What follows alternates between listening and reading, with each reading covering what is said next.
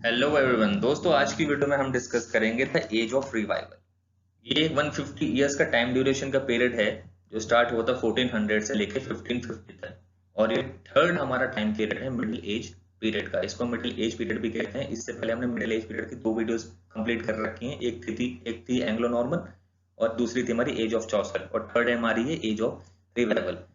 आज हम इसी पर फोकस करेंगे और इस वीडियो में हम डिस्कस करने वाले हैं इसका हिस्टोरिक बैकग्राउंड, की फैक्ट्स, इंपॉर्टेंट वर्क्स और इंपॉर्टेंट पोएट्स। तो चलिए वीडियो को स्टार्ट करते हैं। तो सबसे पहले इसका देख लेते हैं हिस्टोरिक बैकग्राउंड। रिवाइवल का मतलब होता है दोस्तों चेंज। चेंज के बारे में बाद में बात करेंगे, पहले आते हैं ये जो 150 इयर्स का टाइम ड्यूरेशन था का पीरियड जो था वो स्टार्ट हुआ था चौसर की डेथ के बाद। दोस्तों इसमें जो है 3 मूवमेंट बहुत ज्यादा इंपॉर्टेंट है हमारे लिए पढ़ना।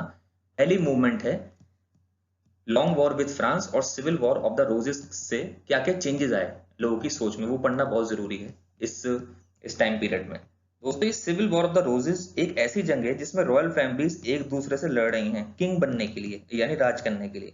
अब ये 2 हाउसेस के बीच में जंग है। पहला है द हाउस ऑफ लैंकेस्टर जो कि रेड रोज है, दूसरा है द हाउस ऑफ यॉर्क जो कि व्हाइट रोज है। अब इसी जंग की वजह से दोस्तों बुक्स एंड पोएट्री पर से लोगों का ध्यान हटता गया और बहुत सारे नोबल इंग्लिश फैमिलीज की जिंदगी भी खतरे में आ गई थी इन जंगों की वजह से ही। दूसरा जो मूवमेंट था दोस्तों वो था लोगों की सोच का। इस पीरियड में लोग जो है रिलीजन और पॉलिटिक्स की बातें ज्यादा करने लगे थे, ना कि लिटरेचर की। थर्ड जो हमारा इसमें मेन जो मूवमेंट है वो है दोस्तों लिटरेरी स्कॉलर्स जो थे उनका ध्यान बस क्लासिकल लिटरेचर पर ही रहता था। क्लासिकल लिटरेचर दोस्तों वो टेक्स्ट हैं जो हम ग्रीक्स और रोमन्स की जो मास्टरपीस है वो पढ़ते हैं, यानी ग्रीक्स और रोमन्स के टेक्स्ट जो हैं। उन्होंने कभी नेटिव लिटरेचर को डेवलप करने का सोचा ही नहीं। अब दोस्तों इन 3 मूवमेंट के बाद आता है एक इंपॉर्टेंट चेंज, और 2 टर्म्स का जो है इस पीरियड में जिक्र है। जो है पहली है रेनेसा और दूसरी है ह्यूमनिज्म।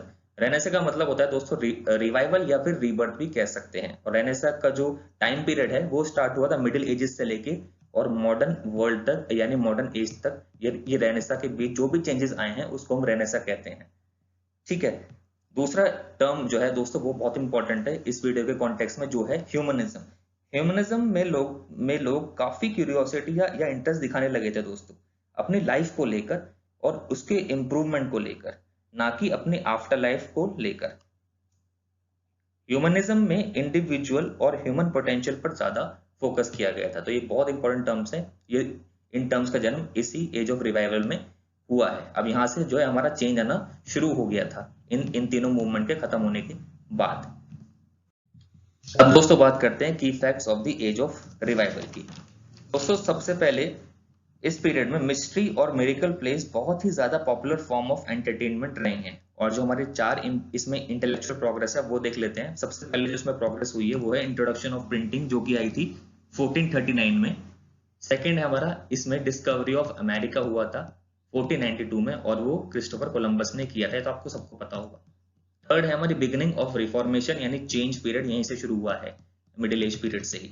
और फोर्थ है हमारा क्या कि हमारे जो कॉमन पीपल हैं वो भी पॉलिटिक्स में हल्के हल्के इसी एज से आने लगे थे।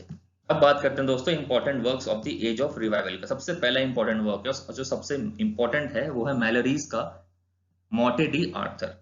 ये ग्रेटेस्ट इंग्लिश वर्क है एज ऑफ रिवाइवल का दोस्तों। ये कलेक्शन ऑफ प्रोज है जिसमें आर्थुरियन लेजेंड्स के बारे में बताया गया है, जिसमें लेजेंड्स एक होली ग्रेल को सर्च करते हैं। अब होली ग्रेल का मतलब होता है खजाना, ट्रेजर एक तरह से। सेकेंड इंपॉर्टेंट वर्क है दोस्तों इरास्मुस का Praise of Folly. Praise of Folly Latin language में लिखी थी। प्रेज ऑफ फॉली एक तरह का सॉन्ग है जीत का, यानी विक्ट्री का, एक न्यू लर्निंग के लिए, जिसमें इग्नोरेंस, लालच और सुपरस्टिशन यानी बुराइयों का अंत बताया गया है। और ये पब्लिश हुआ था 1511 में। थर्ड इंपॉर्टेंट वर्क है हमारा मोरेस का यूटोपिया। यूटोपिया दोस्तों पब्लिश हुआ था 1516 में। इस यूटोपिया में दोस्तों सोशल कंडीशंस के बारे में बताया गया है। अब ये वर्क फाउंडेशन रखता है 3 मॉरल्स की। पहला मॉरल है लिबर्टी, दूसरा है फ्रेटर्निटी और तीसरा है इक्वालिटी, जो कायम रहा फ्रेंच रेवोल्यूशन के वायलेंस के बाद भी। तो ये बहुत इंपॉर्टेंट तीनों हमारे जो हैं वर्ड्स हैं जो यूटोपिया में हमारे बताए गए हैं। फोर्थ है दोस्तों हमारा टिंडेल्स का translation of the new testament 1525 में। अब आते हैं नेक्स्ट पोर्शन पर दोस्तों, जो है important writers of the age of revival. पहला है इसमें फ्रांसेस्को पेट्रार्च। दोस्तों पेट्रार्च ने अपनी चाइल्डहुड एविग्नोन में बिताया था। उनके फादर एक लॉयर थे। पेट्रार्च ने लॉ की पढ़ाई की थी, मगर उसके बाद भी वो लिटरेचर में ही अपना करियर बनाना चाहते थे। पेट्रार्च दोस्तों जियोवनी बोकाशियो के फ्रेंड थे। पेट्रार्च को one of the father of humanism भी कहा जाता है। उनके वर्क ज्यादातर लैटिन में लिखे हैं। सेकंड है दोस्तों हमारे इंपॉर्टेंट राइटर जो है सर थॉमस मूरे। इन्होंने दी प्रिंसिपी बोने एट मालो लिखी थी 1516 में। इस पोयम को एलेगिक कपलेट्स में कंपोज किया गया है। थर्ड है हमारे थॉमस वाइट। थॉमस वाइट एक डिप्लोमेट थे हेनरी द एट्थ के। वाइट्स के सोनेट सबसे पहले नून सोनेट्स हैं दोस्तों। इससे पहले बस चौसर का सोनेट था जिसका नाम था ट्रॉयलिस एंड क्रिसीड।